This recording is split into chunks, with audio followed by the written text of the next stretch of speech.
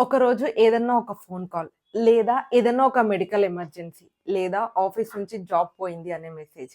ఇలాంటివి వినకూడనివి ఎమర్జెన్సీలో మనం ఎక్స్‌పెక్ట్ చేయనివి సిట్యుయేషన్స్ ఏదన్నా జరిగినప్పుడు, ఖర్చు పెట్టడానికి లేదా ఇంటి విషయాలని హ్యాండిల్ చేయడానికి మీదంటూ డబ్బు ఏదైనా మీ దగ్గరుందా? ఎవరిని అడగకుండా మీరు సొంతంగా ఖర్చు పెట్టుకునే డబ్బు మీ దగ్గరుందా?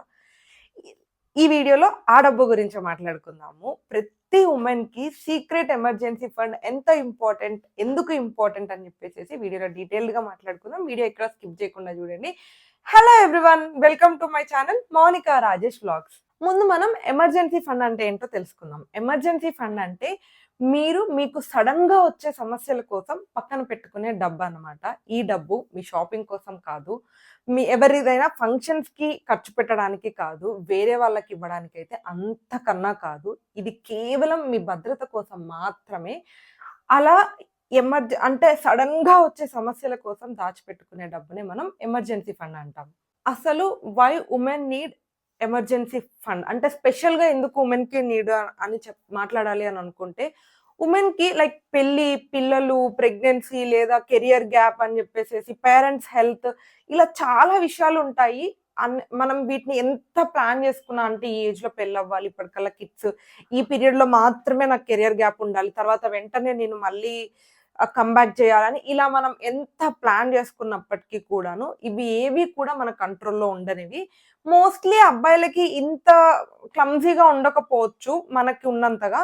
సో, ఖచ్చితంగా నన్నడిగితే ఎమర్జెన్సీ ఫండ్ అనేది అమ్మాయిలకి చాలా ఇంపార్టెంట్.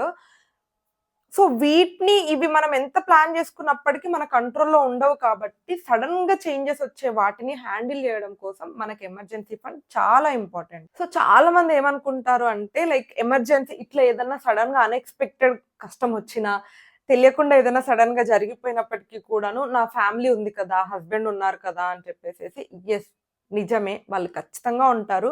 మనకేదన్నా సమస్యొచ్చిందంటే వాళ్ళు ఖచ్చితంగా ముందుకొస్తారు. కానీ ఆ టైంలో వాళ్ళ దగ్గర కూడా మనీ లేకపోతే ఏం జేస్తాం? మనం ఆ సిట్యుయేషన్స్‌ని హ్యాండిల్ జేయడం చాలా కష్టమైపోతుంది.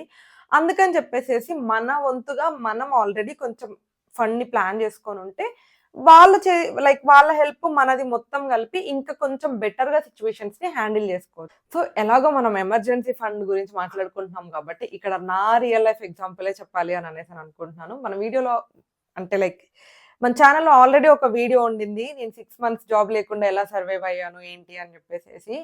నిజంగానే అన్‌ఎక్స్‌పెక్టెడ్‌గా నేను జాబ్ క్విట్ చేయాల్సొచ్చింది. అండ్ జాబ్ క్విట్ చేసిన తర్వాత వెంటనే కొత్త జాబ్ వస్తది అని అనుకున్నాను గానీ, it took me almost 6 months. Whatever the reasons, recession అయ్యుండొచ్చు, లేకపోతే నేను అప్‌గ్రేడ్ లేకపోయి ఉండొచ్చు, కంపెనీస్‌లో ఓపెనింగ్స్ లేకపోయి ఉండొచ్చు, ఏదైనా అయ్యుండొచ్చు. నేను ప్రిడిక్ట్ చేయలేకపోయినా అంత టైం పడతది అని చెప్పేసేసి. కానీ జాబ్ లేట్ అవుతది అని ప్రిడిక్ట్ చేయలేదు కానీ, ఖచ్చితంగా ఫండ్స్ ఇంపార్టెంట్ అని మాత్రం నేను ముందు నుంచే ప్లాన్ చేసుకుంటూ వచ్చాననమాట. సో, ఆ 6 మంత్స్ నేను సేవ్ చేసుకుంటూ వచ్చిన ఏదైతే ఎమర్జెన్సీ ఫండ్ ఉండిందో, అది నాకు చాలా హెల్ప్ అయ్యింది. దాని వల్లనే మేము ఎవ్వరి దగ్గర మళ్ళీ అంటే లైక్ అప్పు చేయకుండా, ఇంకొకళ్ళ హెల్ప్ కోరకుండా మళ్ళీ మా లైఫ్‌ని ఈఎంఐస్ అయితే ఏంటి, ఇంటి ఖర్చులైతే ఏంటి, మా హస్బెండ్ ఆయన ఒక్కరు వర్క్ చేస్తుంటే ఖచ్చితంగా సరిపోదు. ఎందుకంటే ఇద్దరి సాలరీస్‌తో ప్లాన్ చేసుకుంటాం గాబట్టి. బట్ స్టిల్ ఆ ఎమర్జెన్సీ ఫండ్‌ని నేను ప్లాన్ చేసుకున్నా గాబట్టే నేను ఆయనకి హెల్ప్ చేయగలిగాను. అండ్ ఇల్లు ఎప్పటిలాగానే సాఫీగా గడిచింది. ఇది మాత్రమే కాదు, హౌస్ వైఫ్‌కి గూడా ఎమర్జెన్సీ ఫండ్ మేమెలా చేసుకోవాలి ఏంటి అని అనుకుంటున్నారు. ఇల్లు మీరు హ్యాండిల్ చేస్తున్నప్పుడు ఖచ్చితంగా కొంచెం ఖర్చులు తగ్గించుకొని మనీ సేవ్ చేసుకోవడానికి ప్లాన్ చేసుకోండి. Because all the time husband ఇంట్లో ఉండకపోవచ్చు. వాళ్ళు ఊరెళ్ళొచ్చు. లేదంటే ఇంకేదైనా వాళ్ళు అవైలబుల్ లేనప్పుడు మీకేదైనా హాస్పిటల్ నీడొచ్చినా, లేకపోతే సడెన్‌గా ఇంటికి ఎవరైనా వచ్చినా, మీరు ఫినాన్షియల్‌గా హ్యాండిల్ చేయాలి అని అనుకున్నప్పుడు ఈ ఎమర్జెన్సీ ఫండ్ చాలా హెల్ప్ అవుతుంది మీకు. సో, వీడియో టైటిల్‌లో చూసినట్టు దీన్ని ఎందుకు సీక్రెట్ ఎమర్జెన్సీ ఫండ్ అని అంటున్నామంటే, సీక్రెట్ అంటే ఏదో దాచిపెట్టేస్తున్నాము, లేదా మనం తప్పు చేస్తున్నాము అని కాదు. ఈ డబ్బు ఇది మనకి ఎంత ఇంపార్టెంట్ అంటే, మనము సడెన్‌గా వచ్చే కష్టాలని హ్యాండిల్ చేయడం కోసం అన్నమాట. సో, ఖచ్చితంగా ఈ డబ్బు మీ పేరు మీద ఉండాలి. అండ్ ఈ డబ్బుకి లైక్ ఖర్చు పెట్టడానికి కానీ, దాచిపెట్టడానికి కానీ ఎవరికీ ఎక్స్‌ప్లనేషన్ ఇవ్వాల్సిన అవసరం లేకుండా ఉండాలన్నమాట. అలా ఉన్నప్పుడు మాత్రమే మీకు ఆ ఫండ్స్ ఎమర్జెన్సీ కేసెస్‌లో ఎవరి అంటే పర్మిషన్ వాడుకోవచ్చా? లేదా? అని అడగాల్సిన అవసరం లేకుండా మీరు యూజ్ చేసుకునే ఛాన్సెస్ ఉంటాయి. సో, ఇప్పుడు నెక్స్ట్ క్వెషన్ ఏంటంటే అసలు ఎంత ఫండ్‌ని మనం ఎమర్జెన్సీ ఫండ్ లాగా సేవింగ్ జేయాలి? దానికొక లిమిట్ ఉంటుందా? అంటే ఫస్ట్ థింగ్ మన ఫండ్ సేవ్ చేయడానికి లిమిట్ ఏముండదు. మన దగ్గర ఉండాలి కానీ ఎంతైనా సేవ్ జేసుకోవచ్చు.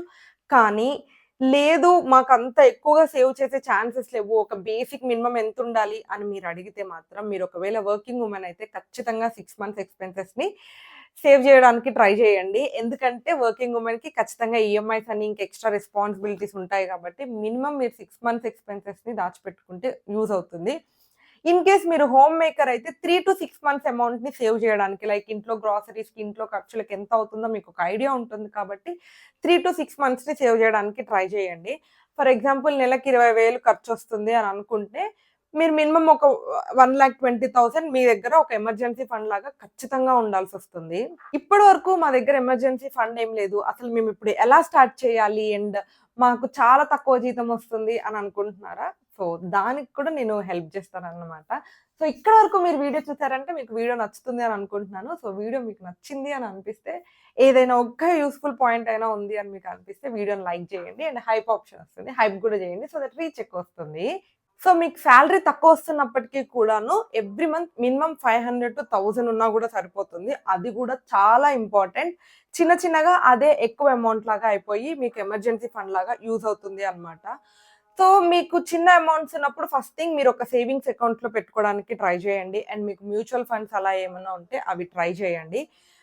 మెయిన్ థింగ్ స్టాక్స్‌లో గాని అలాంటి వాటిలలో ఇన్వెస్ట్‌మెంట్ చేయొద్దు ఎమర్జెన్సీ ఫండ్‌ని ఎప్పుడూ కూడాను.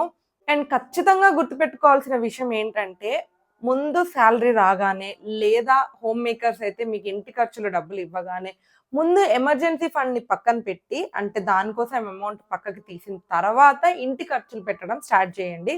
సో దట్ అప్పుడు ఖచ్చితంగా ఎవ్రీ మంత్ కొంచెం అమౌంట్‌ని పక్కకి తీయలేస్తారు.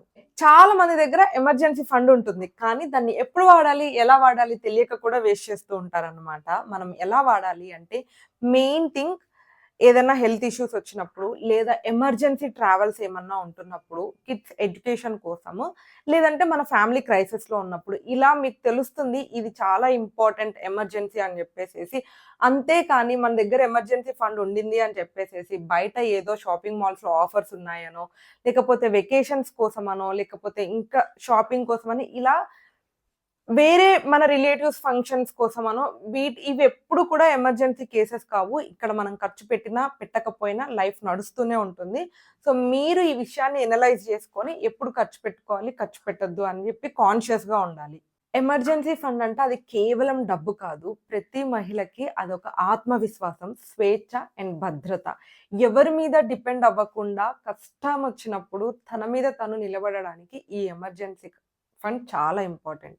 And yeah! That's it for this video. Hope మీకు వీడియో నచ్చిందని అనుకుంటున్నాను. వీడియో నచ్చితే లైక్ చేయండి. అండ్ ఈ వీడియో ఎవరికన్నా యూజ్ అవుతుంది అని అనుకుంటే షేర్ చేయండి. అండ్ మీరు ఎంత ఎమర్జెన్సీ ఫండ్‌ని సేవ్ చేసుకుంటున్నారు? అసలు ఎమర్జెన్సీ ఫండ్ మీద కాన్సంట్రేట్ చేశారా లేదా అని చెప్పేసేసి చేస్తూ ఉండుంటే కింద కామెంట్ బాక్స్‌లో యెస్ అని టైప్ చేయండి. అండ్ ఇలాంటి మోర్ ఫైనాన్షియల్ మేనేజింగ్ వీడియోస్ కోసం మోనికా రాజేష్ బ్లాగ్స్‌ని సబ్స్క్రైబ్ చేయండి.